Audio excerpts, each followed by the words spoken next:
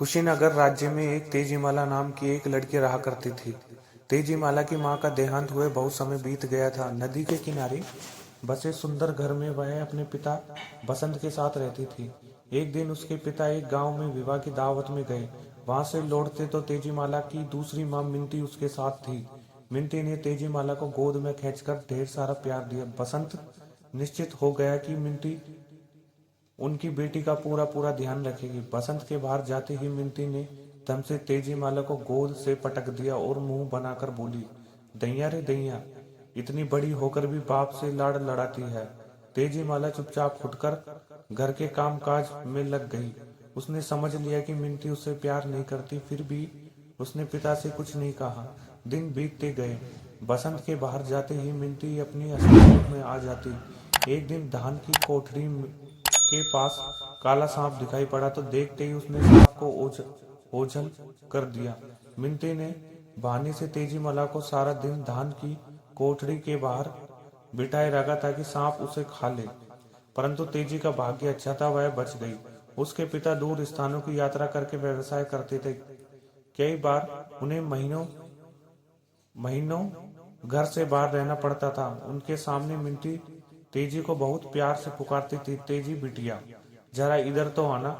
जब बसंत नहीं होता तो सौतेली माँ अपने क्रूरता से पीछे नहीं हटती थी। अरे कहाँ मर गई तेजी, यह कहकर उसे बुलाती थी।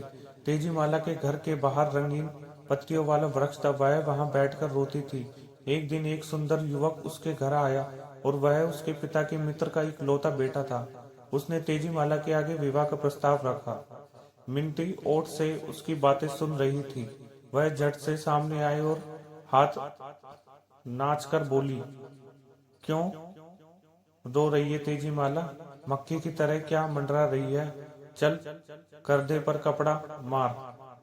बेचारा युवक अपना सा मुंह लेकर लौट गया। अब मिंती को एक और चिंता सताने लगी। यदि तेजी माला का विवाह होगा तो उसे बहुत सा दहेज देना पड़ेगा। क्यों न तेजी को ही जान से मरवा दिया जाए, न रहेगा बांस और न बजेगी बांसुरी।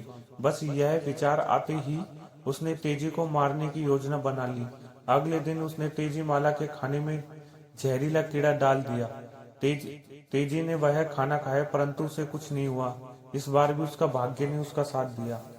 तेजी माला का गुस्सा 7वें आसमान पर जा पहुंचा। उसने तेजी माला को धान डालने के ओखली में मारने की सोची। बेचारी लड़की चुपचाप काम करने लगी।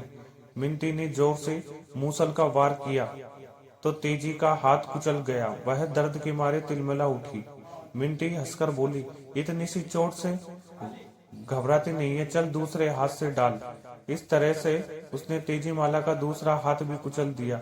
फिर घबराकर कहने लगी, देख शायद धान कुट गया होगा। ज्यों ही तेजी माला सिर झुकाकर देखने लगी तो माँ ने उसके सिर में जोर से मूसल की मारी। उसका सिर कुचल गया। तेजी से कुछ ही देर में तड़प कर दम तोड़ दिया। मिंटी ने उसकी लाश घर के बगीचे में गाड़ दी।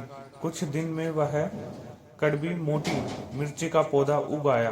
एक राहगीर उसे तोड़ने लगा तो पौधे में से आवाज आई। मिंटी माँ ने दुश्मनी निभाई, तेजी माला ने जान गंवाई।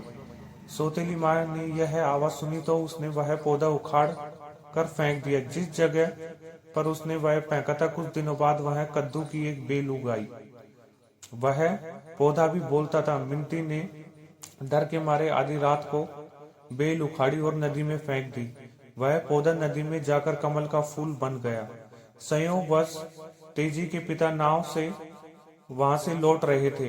कमल का फूल देखा तो सोचा कि तेजी के लिए यह ले चलूं। ज्यों ही फूल को हाथ लगाया तो उसमें से आवाज आई। मिंटी की माँ ने दुश्मनी निभाई, तेजी माला ने जान गंवाई।